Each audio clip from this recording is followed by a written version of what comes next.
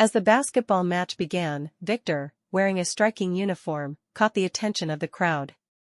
Despite Juan's warnings, Victor showcased his impressive skills, leaving Juan frustrated. A bone-breaking sound reverberated, but it was Juan's bone that broke.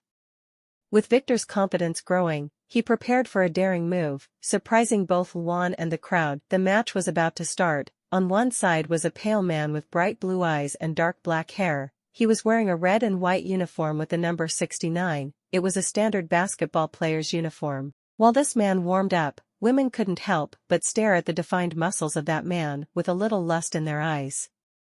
Catching the girl's eyes, Victor looked around and thought, when did this become a show?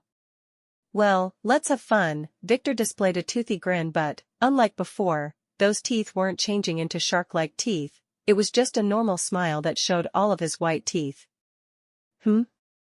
Suddenly Victor looks towards the bleachers. He could feel something in the bleachers calling to him, but he couldn't identify what it was. "What are you doing, Lady Ruby?" Corneliu asked Ruby, confused when he saw her suddenly duck. "I am just picking up something that fell," Ruby replied neutrally, as she wondered, "Why did I hide? Why did I hide? You fool." Losing interest, Victor focused on his opponent. A tall man with brown hair and brown eyes, he looked like a delinquent. He was the man who made Victor's life hell for a year. The two men had unresolved issues, and Victor wasn't planning on leaving the waters of times to wash away his grudge. He's not such a saint that he could forgive this man easily. He's a vindictive man. As the saying goes, an eye for an eye, a tooth for a tooth, blood for blood. Juan just looked at Victor with a cocky smile, but he couldn't help but think about the things he did to Victor. Seeing how it came back to bite his ass in the future, he was wondering if the attitude he had in the past was right. "I think I should have killed him when I had the chance. After all, at the time his blood smelled really good," he thought contemptuously. But despite thinking about it, he knew he couldn't kill someone. He wasn't prepared to take this step forward. For Juan, his master's blood is enough. When the judge throws the ball up, Juan, who was close to Victor, whispered in a low voice, "Don't use your gifts." Victor snorted disdainfully and said in a low voice, "Tell that to yourself." The two jumped at the same time, then hit the ball simultaneously. An intense exchange took place for a few seconds in the air, but soon the winner was decided. Victor throws the ball to the ground and it bounces in his favor. When he fell to the ground, the noise was very loud. It was like a very heavy man fell on the court, but strangely, the ground did not break. The moment Victor falls to the ground, he runs at human speed towards the basketball, and as he catches the basketball in his hands, he turns and sees that Juan is already beside him. Victor smiles and starts dribbling the ball. He makes some gestures with his hands to try to trick the opponent, but Juan is an experienced captain. He wouldn't fall into that trap, and Victor knew that. Suddenly Victor brings the ball to Juan's face and drops the ball to the ground. In making this sudden action, Juan's attention was completely focused on the ball slowly falling to the ground, but, before the ball could land on the ground, a pale hand suddenly appeared and caught the ball. "My God, did he fake out the team captain? Wow, I can't believe he fell for such a simple trick." Someone from the stand spoke up. When Juan hears this, he grits his teeth in frustration and turns to chase after Victor. Victor runs while dribbling the ball to the middle of the court, and when he entered the circle of the court, he suddenly jumped. Everyone just stared in shock as they watched a human jump from the middle of the court and slowly reach the basketball hoop and bury the ball. "Oh hi!" The crowd roared excitedly. "That was a slam dunk. I can't believe I'm seeing a 21-year-old boy dunking. Damn, that was amazing. How is that possible? Is this humanly possible? Hey, what's his name?" Victor, who was hanging from the rim of the basketball hoop, slowly broke free and fell to the ground. When he fell to the ground and turned around, he looked at Juan and saw that the man's expression was distorted with hate. It was too ugly to look at, but that expression filled Victor with satisfaction. Slowly a predatory smile began to form on his face. Humph, this newborn thinks highly of himself. Any vampire can do what he did. Ruby just looked at the blonde man like she was watching a rare creature. He totally forgot he was in a crowd of people, huh? Ruby looks at the girl who was next to her and, for a moment, her eyes turn blood red. Ignore everything that man says, okay? Okay, the woman replied in a robotic tone. Ruby nods contentedly, her eyes soon turn green, then she looks at Corneliu and says, he's not using his gifts. Huh? Corneliu looks at Ruby. If he was using his gifts, the basketball court, the basketball hoop, and everything else would be destroyed. He's just using the ability of a trained human. It's quite impressive that he can control his strength so well, and I think he doesn't even realize what he's doing, Ruby compliments him. But Corneliu just snorted in disdain, all newborn vampires can do that, he's no big deal. He spoke in a normal voice. Oh? Can you tell me which newborn vampires can do this? I'm curious. Ruby's green eyes sparkled a little in curiosity. Corneliu was silent and ignored Ruby. Idiot, that's why female vampires hate you. Your ego is the size of the world, but it's also very fragile, you look like a child. Ruby thought with disdain. What about the agreement not to use your gifts? Juan asked in a hateful voice. I'm not using my gifts. I don't need to do something like that to defeat you, Victor spoke in disdain while maintaining an arrogant smile. Juan's face twists into hate. We'll see if you don't need to use your powers, he said in a hateful tone. He seems to have totally forgotten what he said a few seconds ago. Again, both opponents were in the middle of the court. The referee throws the ball up and blows the whistle. The two opponents jump towards the ball, and again they fight in midair for a few seconds, but this time Victor loses. Juan falls to the ground and catches the ball. He turns around and is about to run towards Victor's basket, but is stopped by Victor standing in front of him. Juan starts dribbling the ball, and Victor tries to steal it, but Juan defends. It looks like the team captain has the advantage now. Of course, he wouldn't lose to a beginner. One of the captain's most fanatical fans spoke. Juan and Victor start running on the court. One was trying to make a basket and the other was trying to steal the ball.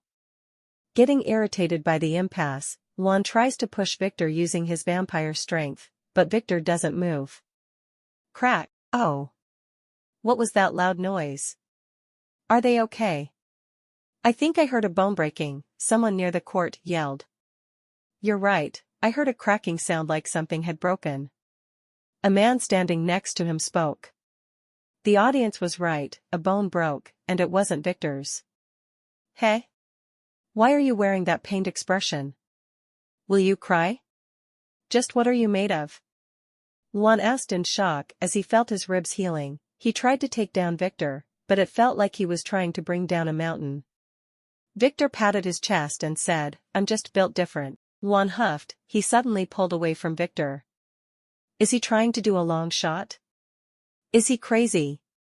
He's not even in the middle of the court yet. Even if he's the captain, that is impossible for him to do, right? He's crazy. He really threw the ball. Fool, Juan said.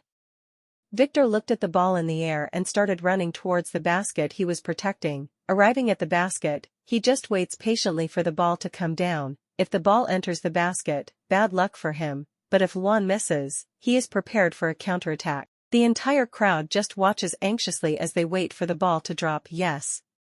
The ball hit the hoop. He missed. Someone from the crowd shouted.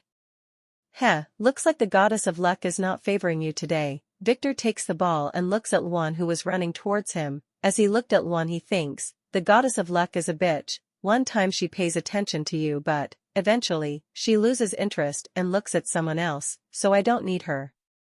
Victor positions himself to throw the ball. Don't tell me. Will he try to throw the ball from the end of the court? He's crazy, that's impossible. He's definitely not going to make that.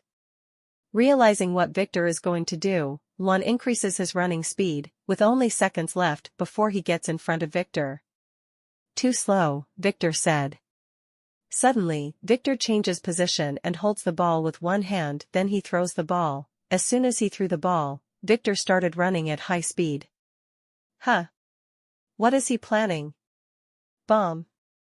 A thunderous noise was heard on the court. Everyone looked stunned and saw that the ball hit the panel above the basketball hoop and bounced. Do not tell me. Was that his plan? Ha ha ha ha. Victor chuckled with a manic smile on his face that showed all of his teeth. Suddenly, Victor jumps up, then catches the ball in the air and buries it in the basket. Oh ha hi. This man is insane. Is he really human? How did he run from the end of a court and still manage to catch the ball in midair? Fool. He planned it, and you didn't see he ran before he threw the ball. If we calculate right, this feat is possible to do, it's just extremely difficult. A man with black glasses spoke as he lifted his glasses. For some reason, the people standing nearby could see the man's glasses glowing. Victor lets go of the basket's hoop and falls to the ground, then he looks at Luan with the same smile that shows all of his teeth. Is this all you can do? He teased him again. Luan's expression starts to distort again. His expression was something to behold. He was extremely angry. Who does this newborn think he is? He comes to my territory and challenges me. Who does he think he is? He's just trash. I do not accept this. Seeing Luan's expression constantly changing, Victor just smiled, then smiled even more. He looked like a child who found a fun toy to break. Oh, right, Luan spoke in a smug tone as if he realized something. I think I shouldn't hold back anymore. Victor stops smiling and looks at Luan. Noticing that his atmosphere has changed, he says in disdain, and what happened to the agreement not to use powers? You've been using your powers from the start, don't expect me to follow that rule. TSK, it looks like your brain is smaller than a dog. Actually saying you have a dog's brain is very offensive for the dog itself. After all, at least dogs are loyal, Victor said while pointing to a local. Luan followed Victor's finger, and the moment Luan saw a man with blonde hair and green eyes standing in the stands, he froze. Corneliu made a gesture with his mouth, and Luan seemed to understand what Corneliu had said. Looks like the dog found its owner. Victor flashed a sneer. And? What will you do? Victor asked as he smiled again. Are you going to obey your owner, or are you going to continue? Decide. How good a dog are you? Make up your own mind. Choose. His smile grew with every word he spoke. He wanted Luan to continue. He wanted Luan to show that he wasn't a dog and challenge him. Seeing the gestures his master was making, Luan bites his lip and says, I give up. He spoke out loud. His voice seemed to be heard across the court, and everyone was looking at the basketball team captain in shock. Suddenly Victor's smile died, and he lost interest. Is that it? In the end, you're just a dog.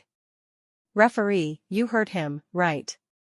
The captain dropped out. The show is over, Victor said as he took off his shirt and threw it somewhere.